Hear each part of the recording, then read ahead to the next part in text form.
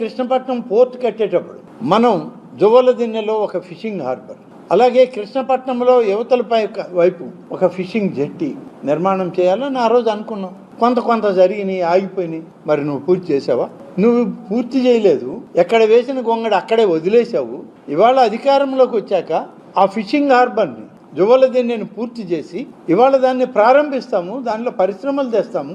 అక్కడ ఉన్నటువంటి మత్స్యకార కుటుంబాల్లో ఉన్నటువంటి వాళ్ళ అర్హతలను బట్టి వాళ్ళకి ఉద్యోగ అవకాశాలు, ఉపాధి అవకాశాలు ఇస్తామని మేము ప్రయత్నం చేస్తే సాగర్ డిఫెన్స్ అనేటువంటి కంపెనీని తీసుకొచ్చి 990 మీటర్లు ఉన్నటువంటి ఫిషింగ్ హార్బర్ జెట్టీలో 150 మీటర్లు మాత్రం వాళ్ళకి ఇచ్చి మిగతాదంతా మత్స్యకార కుటుంబాలదే అని చెప్తే నువ్వు ఇవాళ ఆ జువ్వలదిన్న హార్బర్ని ప్రైవేట్ పరం చేసేస్తున్నారని మాట్లాడతావా?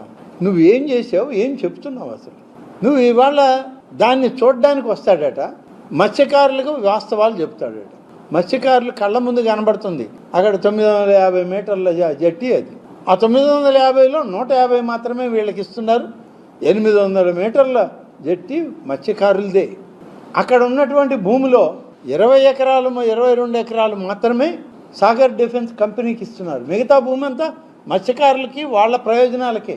ఈ పరిస్థితుల్లో అక్కడ వాస్తవాలు ఉంటే దాన్ని కూడా ఇవాళ ఎట్లా దీన్ని చెడగొట్టాలి, మత్స్యకారులకి ఇది దక్కకుండా చేయాలి, మత్స్యకార కుటుంబాలను వీధుల్లో వేయాలి అనేటువంటి ఒక దుర్మార్గపు ఆలోచనలతో ఆయన జువ్వలదిన్నెకి వస్తాడట. ఏ మొహం పెట్టుకొని వస్తావయ్యా? నువ్వు వాళ్ళకి ఏం చేసావు?